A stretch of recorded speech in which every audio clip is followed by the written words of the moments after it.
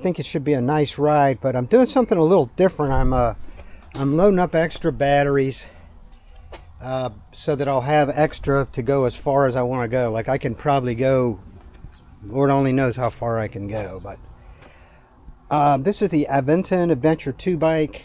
I know they've come out with the 3, which the battery, you know, is accessed from the front.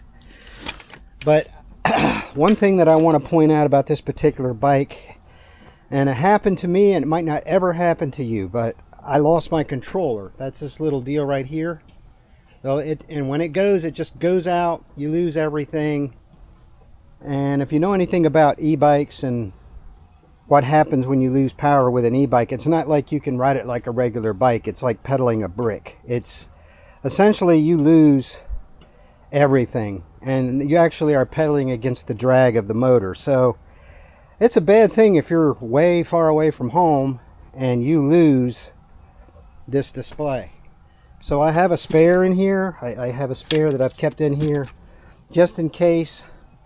And another thing that I did, since I may have talked to people that are following me, is that I added this little bag to the back of my bike, and when it's closed it just looks like a storage bag, but when it's open you can see that I mount my battery in here. You can still get some other items in here, and you say, why did you do that? Well, out here where I live, occasionally we get some really hot sun.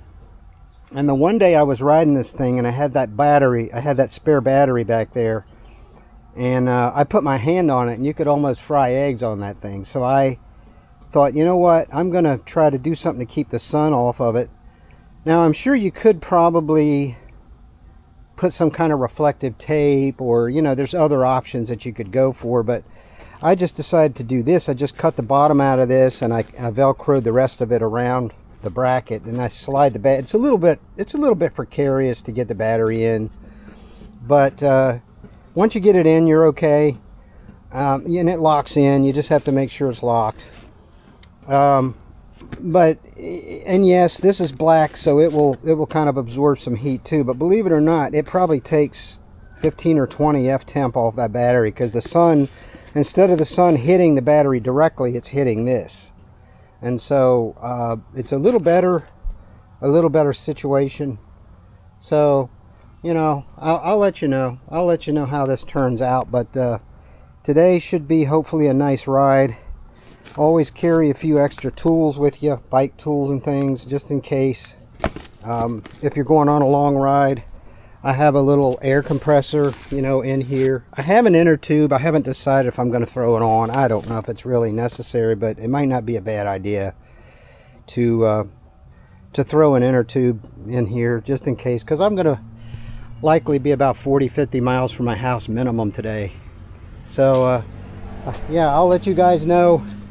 I'll let you guys know how this all works out. Another thing I've done is I got these cheap little cutting boards from a dollar store. They're just plastic little, you know, intended for dicing food up. And I slid them behind inside the bag inside of here, because the bag, the weight of the bag is just laying on that one bar right there. So I think it adds a little rigidity to the whole thing. Maybe yours, if you have saddlebags, maybe yours are more firm, but mine are just like cloth, so that adds a little bit of rigidity. And at some point I'd like to maybe put standouts in there to keep it away, because you can't see my tail lights very well. Either that or move my tail lights. I do have this additional tail light right here, so there is, you know, maybe that's being over analytical, but it's right now it's fine here. I mean, with those in there. So just an idea for you, just get some cutting boards and put them inside of there, and that will help. Well, I decided to stop here about 17 miles from my house so far, which is nothing compared to how far I am going. But there's a rather large creek here, and the bike has held up pretty well. Let me see if you can see. 94% charge. Probably can't see that, but there's 94% charge left on the battery.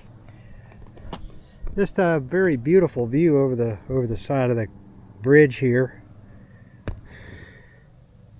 Nice creek. I'm guessing we're about 100 feet up above it right now. So I'm going to head the rest of the way down here. I'm nowhere near as far as I'm going to be going today. So I'm about 35 miles away from my house right now. I'm in Columbia. I'm at the bridge. I'm actually at the river here. And I'm debating on whether to go further. I have 67% on the first two batteries. I still have the second two batteries. So I could probably jump over on that other trail.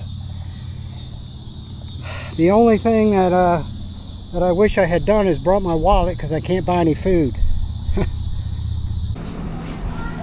So I just stopped here at a little park area. 39 miles from my house. And I'm still headed up for a little bit, but I don't know if you can see that on the screen or not.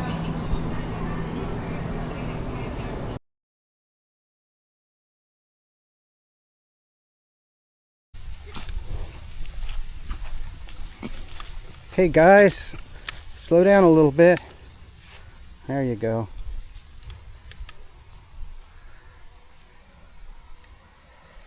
Time for a little break. Okay. And I know you're trying to wrap that cord around my legs, but yeah, there we go.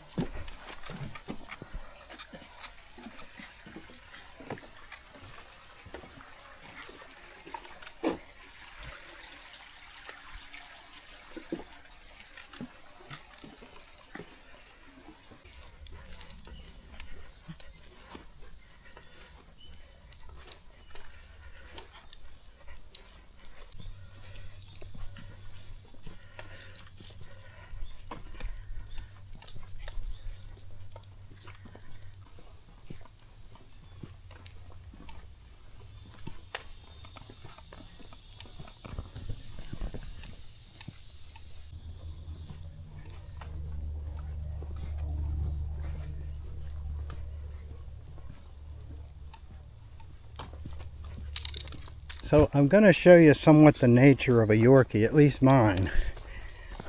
But they think that they're huge dogs. They're like 10-pound dogs. And they're not.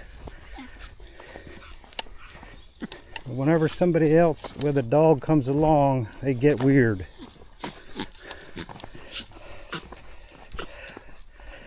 Hello.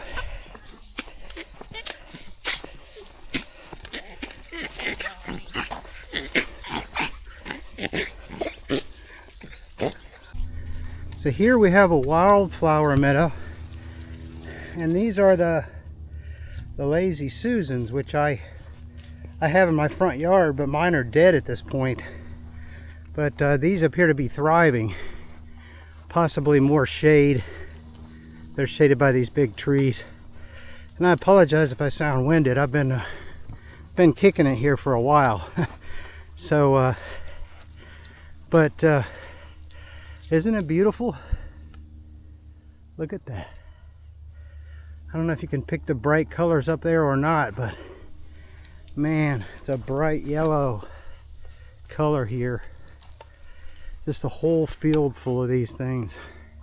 It'd be a honeybee's paradise. Coming up around the top of the field, my intention today was to take my dogs out for a walk and to make a video about a recent accident that I had that was pretty serious, in the hopes that maybe someone listening will take heed. And as with most accidents, things can be avoided if we just think things through. And in my case, it was kind of like the perfect storm. There were just things that happened that made it easier to happen. And I'm looking for a picnic table, because if I can find a picnic table, and I don't know why, This video makes it look like I'm hunched over. Ooh. I'm standing up pretty straight, but I guess it's just the angle of things. So I have the dogs settled down here, and I found, I think, a pretty ideal place to record my video. And the subject of the video today was going to be my recent e-bike accident and what led up to that, and how to be prepared, but also some other tips. And I found that every machine is a little bit different. So I ride motorcycles, and I've taken the advanced motorcycle course and passed that, and I have my license to drive a motorcycle and all those kind of things. But bicycles are totally different, and then there's different types of bicycles too. So the bicycle that I had the accident on was a fat tire bike, and it's a fat tire e-bike. Just to give you some backdrop of what happened there, the day before I had blood taken, and I did not realize that having the blood drawn the day before would be that big of a deal, but it was, because I set off on a really long, 100-mile round trip, bike trip. Like I was close to 50 miles out when the incident happened, and I turned back and I had to go back home with some issues. So, that's the first thing, was I had blood drawn the day before that happened. And the next thing was, all I had for breakfast was an avocado. But I thought, well, since I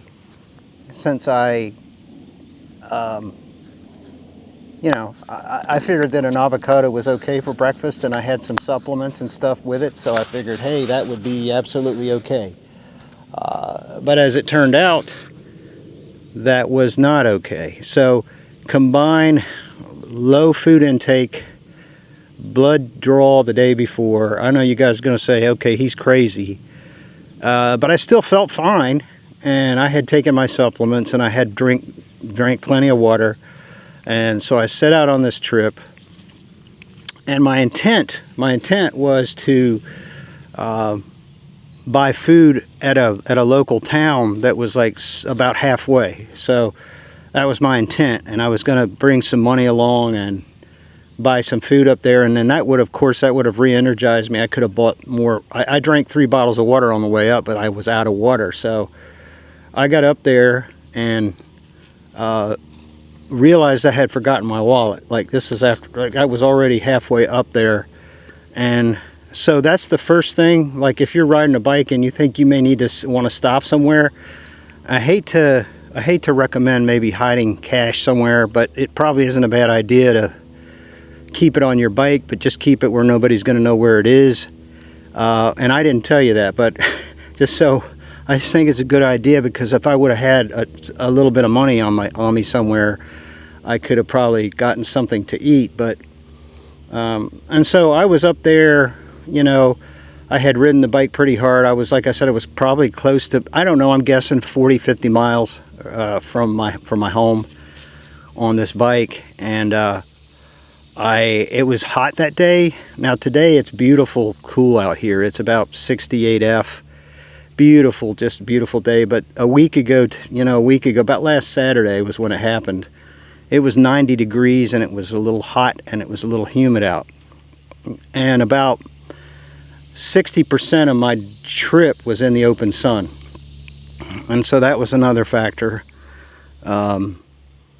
So long story short, I got up the trail, and I realized that I was feeling lightheaded coming back. And I thought, well, I'm going to stop and try to see if I can get, some rest here. And the next thing I remember, I woke up sitting on a bench that was along the trail. Now, there are people come up and down the trail, but there was nobody around me when this happened. And all I thought was, hey man, I must have zonked out. I sat down for a nap, and I was sitting on this bench, and I woke up. I put my head up. My head was just down like this, and I had my arms up on the bench, and I was just sort of like chilling, And I thought, well, I better get back to it now. I'm done with my nap. I looked down, and my right thumb was like bloody and all gunked up, and I had some serious wax like knocks to my head on the left side here. I had a big scrape on my left side. I felt like something had impacted my chest. And the oddest thing is, I don't remember the accident. I don't remember having an accident. So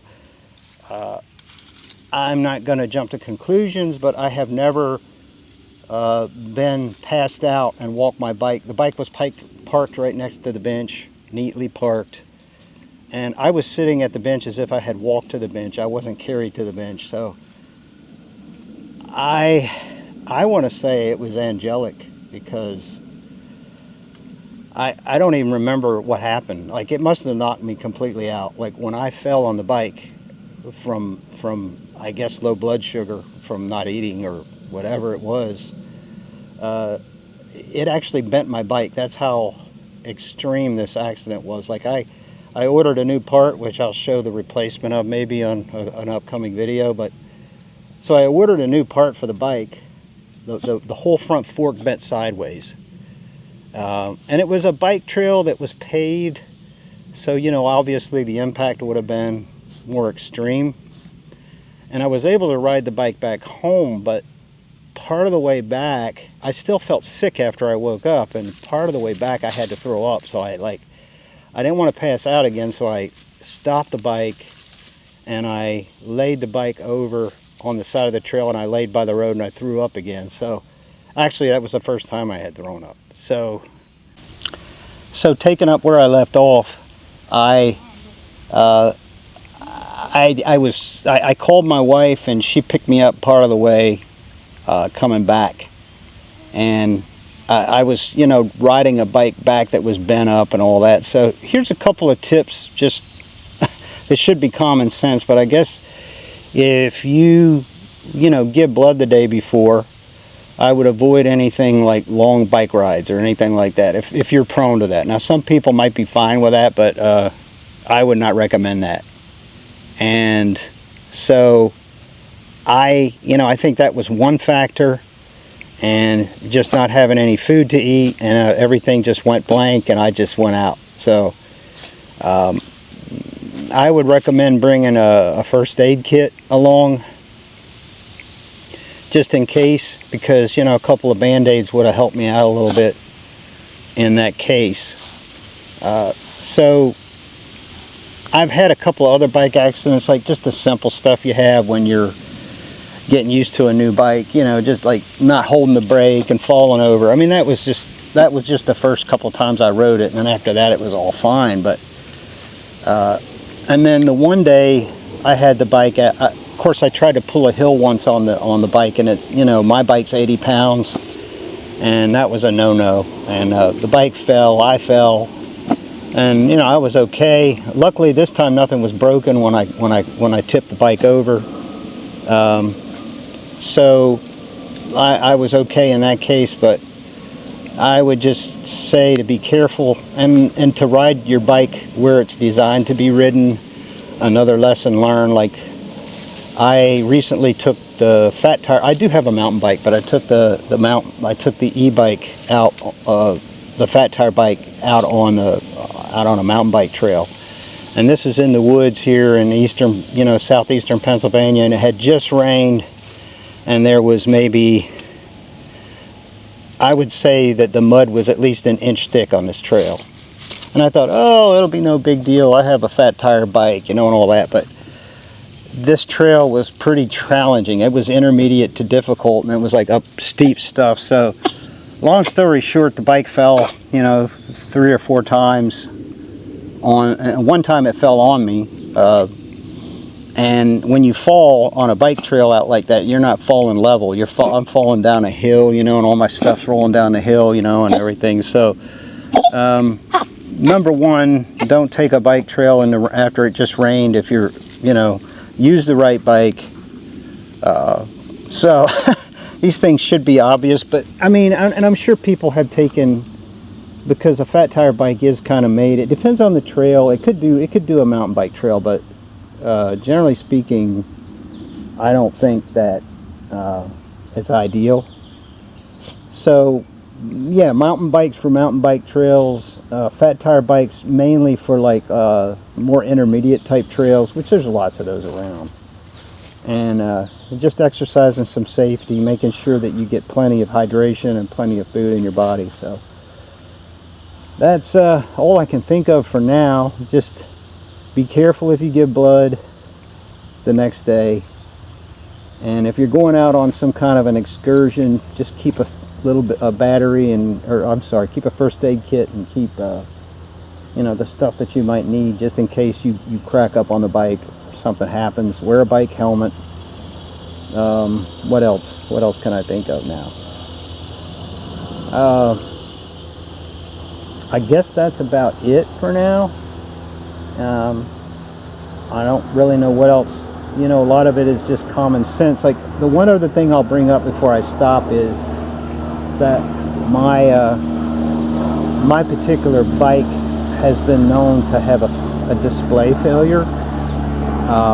And I usually always pedal my e-bike. I don't use it like a motorcycle. I always pedal it, but I use the assist if I'm going up a steep hill. That's usually what I do.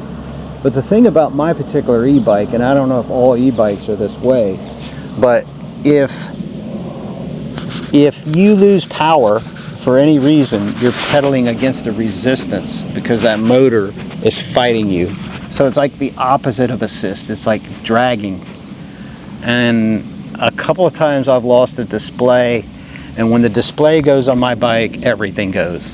So I'm pedaling it back. I'm in the lowest gear trying to pull this thing along, and it's like, and the one day it happened to me, I have saddlebags, I had groceries in the bike, so it was like the bike's 80 pounds, you know, I have a spare battery, that's 20 more pounds, that's 100 pounds. I'm like around 200 pounds or a little under.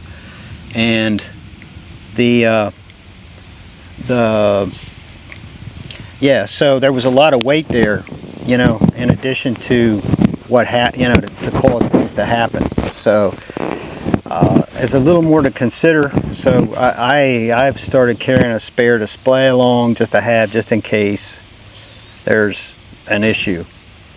And that has saved me. That saved me the one time. But the first couple times I was, you know, quite a ways from my house.